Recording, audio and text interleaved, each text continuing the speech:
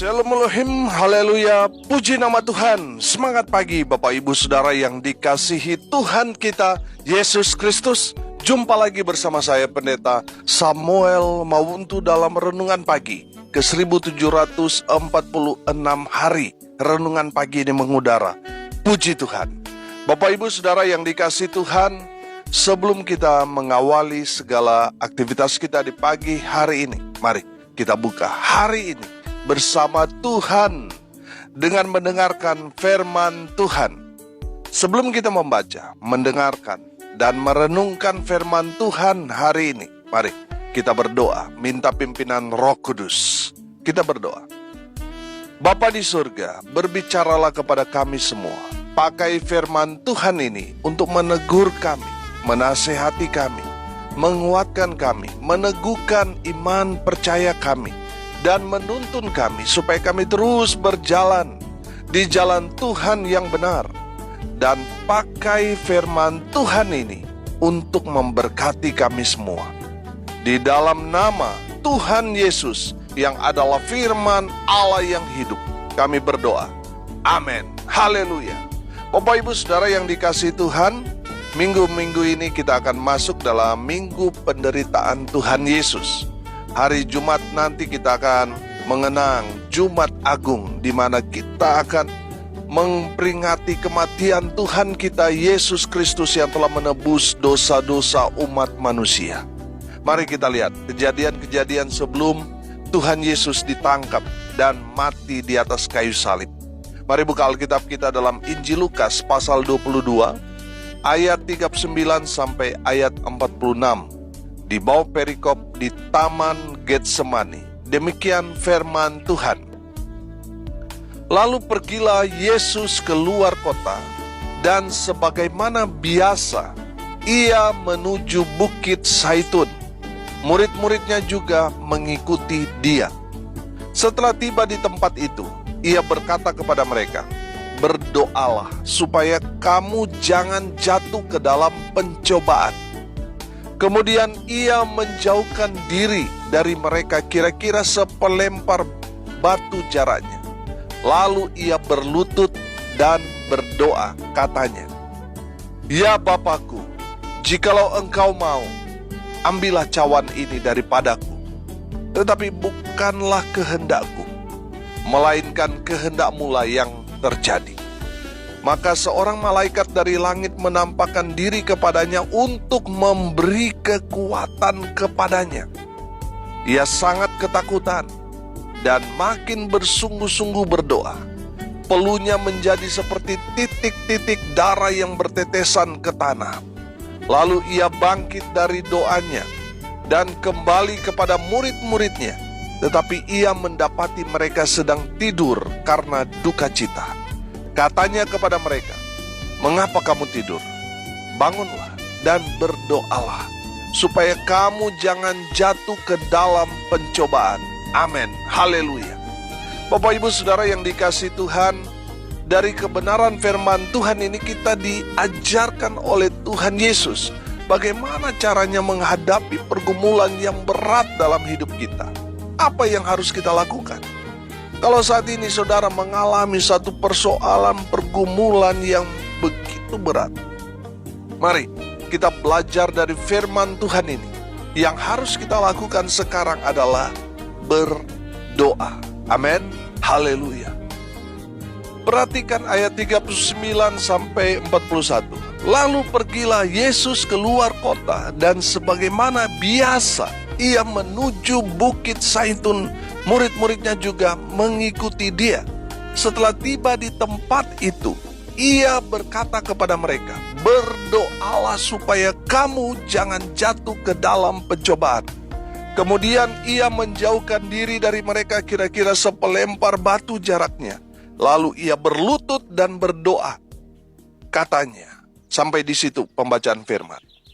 Bapak Ibu Saudara yang dikasihi Tuhan, Tuhan Yesus mengajarkan kepada kita untuk menghadapi semua masalah-masalah yang berat di depan kita, kita harus berdoa. Amin. Kenapa kita harus berdoa? Karena dengan berdoa kita akan mendapat kekuatan yang baru dari Tuhan. Dan kita akan mendapatkan jalan keluar. Kita akan mendapatkan hikmat. Kita akan mendapatkan jawaban. Dan pastinya orang yang berdoa adalah orang yang mengandalkan Tuhan. Mereka akan keluar menjadi orang-orang yang lebih dari pemenang. Amin. Haleluya. Bapak Ibu Saudara yang dikasihi Tuhan, perhatikan ayat 43 di sana. Maka seorang malaikat dari langit menampakkan diri kepadanya untuk memberi kekuatan kepadanya. Amin. Haleluya. Bapak Ibu Saudara yang dikasihi Tuhan, lihat. Seorang malaikat turun dari surga menguatkan Yesus. Haleluya. Kalau saudara berdoa, mengangkat tangan kepada Tuhan, berseru memanggil namanya yang kudus, Tuhan turun tangan, memberikan kekuatan kepada saudara. Tuhan akan menolong saudara, dan Tuhan akan membawa saudara kepada kemenangan demi kemenangan. Haleluya. Tuhan Yesus waktu itu berhadapan dengan dua pilihan, yaitu hidup atau mati.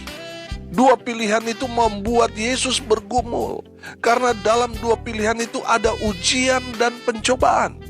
Saya terangkan sedikit cobaan dan ujian itu beda, saudara. Pencobaan itu biasanya datang dari iblis atau dari diri kita sendiri. Contoh, saudara sudah punya istri, terus saudara jalan di mall dan saudara melihat ada cewek cantik yang bodinya aduhai. Lalu cewek itu juga merespon bahasa tubuh saudara. Dia mengedipkan mata, menggoda saudara.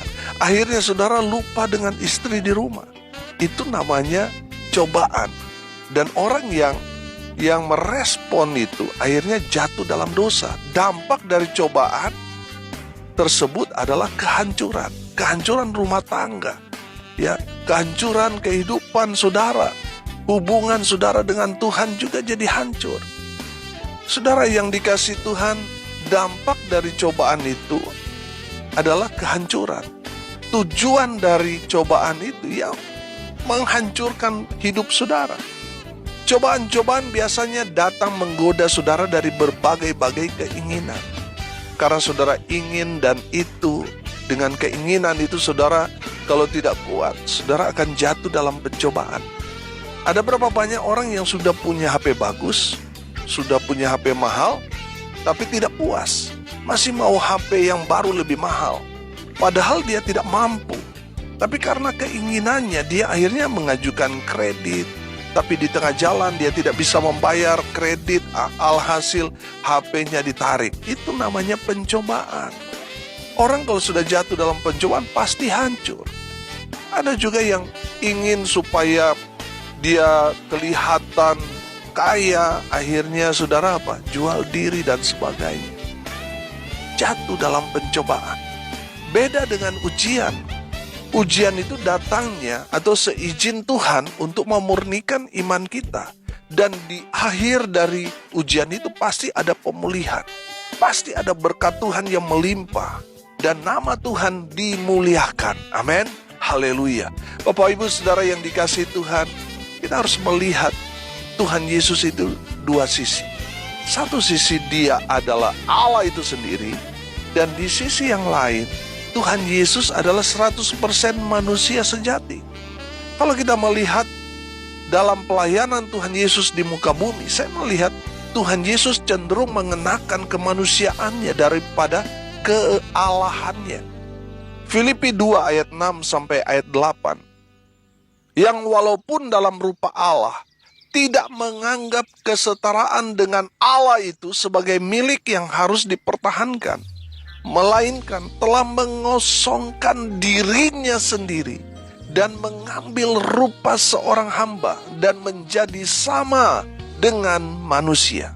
Dan dalam keadaan sebagai manusia, ia telah merendahkan dirinya dan taat sampai mati, bahkan sampai mati di kayu salib. Haleluya. Kalau Tuhan Yesus menggunakan sifat kealahannya, saya yakin saudara, Tuhan Yesus tidak akan mati di atas kayu salib itu. Tuhan Yesus tidak akan mati. Disentuh sama orang yang akan menangkap Tuhan Yesus, mereka semua yang menyentuh Tuhan Yesus itu pasti mereka akan mati kalau Tuhan Yesus mengenakan sifat kealahannya. Betul gak?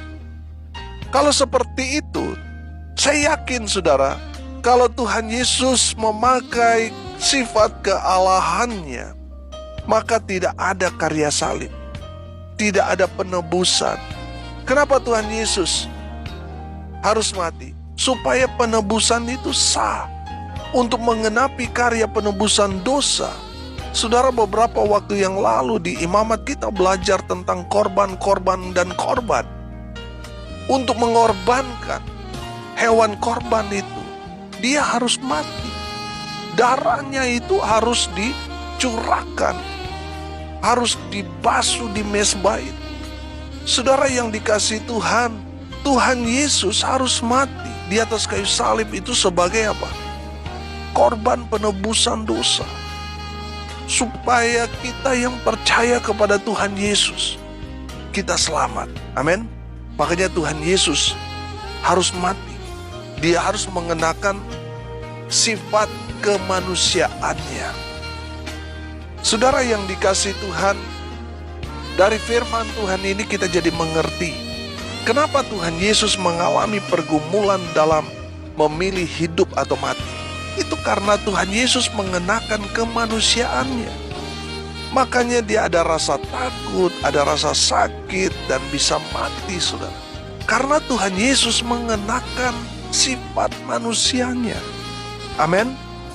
Ayat 42-44. Ya Bapakku, jikalau engkau mau, ambillah cawan ini daripadaku. Tetapi bukanlah kehendakku, melainkan kehendakmu lah yang terjadi. Maka seorang malaikat dari langit menampakkan diri kepadanya untuk memberi kekuatan kepadanya. Ia sangat ketakutan dan makin bersungguh-sungguh berdoa. Peluhnya menjadi seperti titik-titik darah yang bertetesan ke tanah. Haleluya. Kalau kita menyimak ayat firman Tuhan ini, kita dapat merasakan pergumulan Tuhan Yesus untuk memilih hidup atau mati, menerima ujian atau cobaan. Tuhan Yesus tawar-menawar dengan Bapa di surga. Tuhan Yesus mau bilang begini, kalau Bapa mau ambil cawan ini, itu berarti Tuhan Yesus tidak akan mati di atas kayu salib. Tapi Tuhan Yesus tahu itu bukan kehendak Bapa di surga. Itu kehendaknya sebagai manusia. Makanya Tuhan Yesus kemudian berserah diri sepenuhnya kepada kehendak Bapa dan berkata, bukan kehendakku, melainkan kehendakmu lah yang terjadi. Amin. Haleluya. Bapak Ibu Saudara yang dikasihi Tuhan, biarlah apa yang kita lakukan adalah kehendak Bapa kita di surga. Amin. Ada berapa banyak orang yang melakukan semaunya, mau-mau gue, sehingga mereka hidup ngawur, tidak mau diatur, keras kepala batu, tidak mau ditegur. Bapak Ibu Saudara yang dikasihi Tuhan, jangan lagi hidup semau kita, tapi mari kita mau melakukan apa yang menjadi kehendak Bapa kita di surga. Seperti Tuhan Yesus, dia melakukan apa yang menjadi kehendak Bapa di surga. Haleluya. Pergumulan Tuhan Yesus sangat luar biasa. Sampai peluhnya atau keringatnya itu menjadi darah, saudara. Karena stres luar biasa. Karena pergumulan yang luar biasa yang harus dia jalani. Tuhan Yesus mengajarkan kita, kalau kita mengalami pergumulan yang berat terjadi dalam hidup kita, berdoalah, bersungguh-sungguhlah dalam doa. Amin. Karena dengan berdoa tadi saya katakan, dengan berdoa kita mendapat kekuatan dari Tuhan, sehingga kita mendapat kemampuan untuk melewati semua persoalan pergumulan yang ada di depan kita. Dan dalam doa kita akan mendapat jawaban yang pasti dari Tuhan Yesus. Haleluya. Ayat 45 dan 46. Lalu ia bangkit dari doanya dan kembali kepada murid-muridnya. Tetapi ia mendapati mereka sedang tidur karena duka cita. Katanya kepada mereka, mengapa kamu tidur? Bangunlah dan berdoalah, supaya kamu jangan jatuh ke dalam pencobaan. Amin. Bapak Ibu Saudara yang dikasihi Tuhan, setelah Tuhan Yesus selesai berdoa di Taman Getsemani itu, Tuhan mendapati para murid tertidur.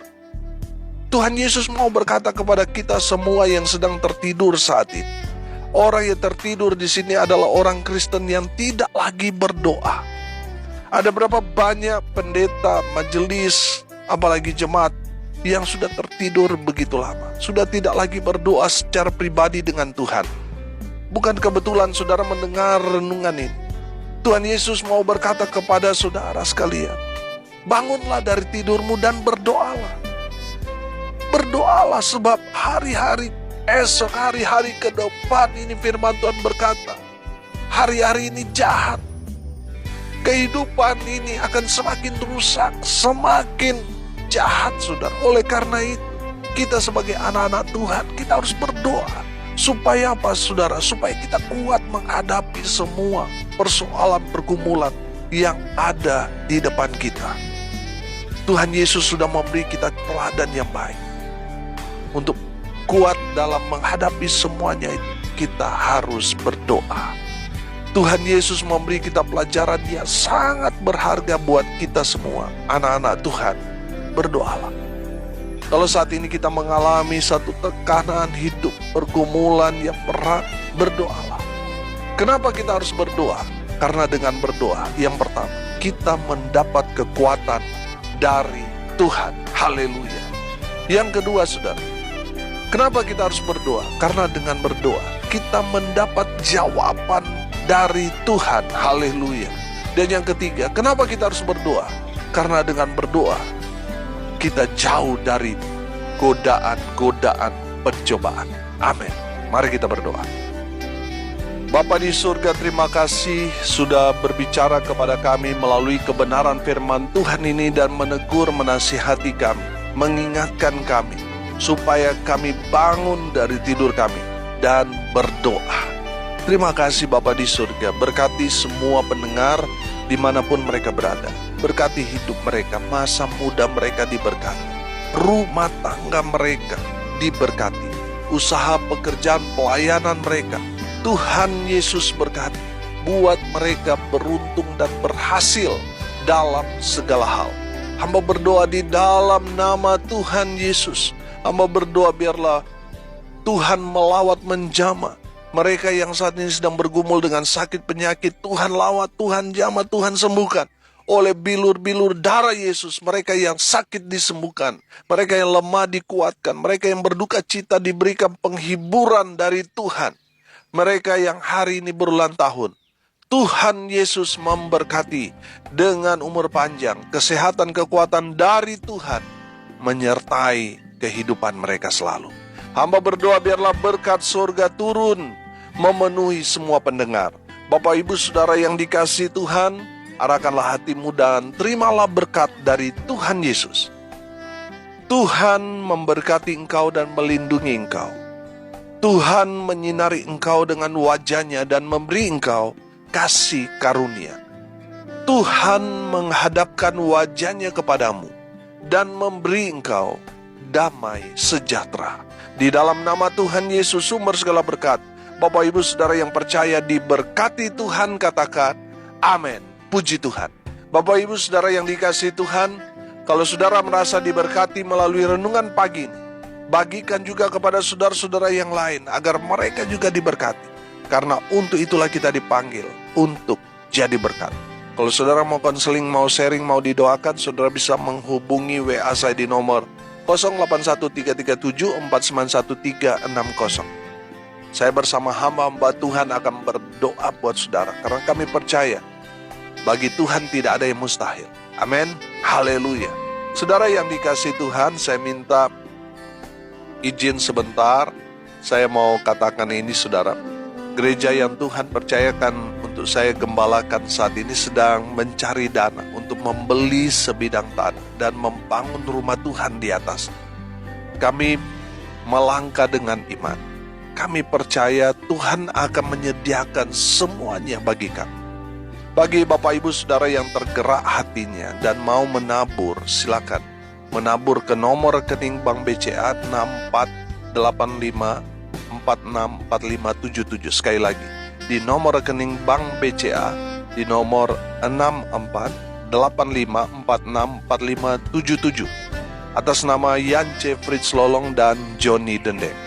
Bapak Ibu Saudara yang digerakkan Tuhan untuk menabur, untuk pembelian tanah dan pembangunan gereja ini harap menyertakan tanda bukti transfer ke WA saya di nomor 081337491360 untuk saya laporkan kepada panitia.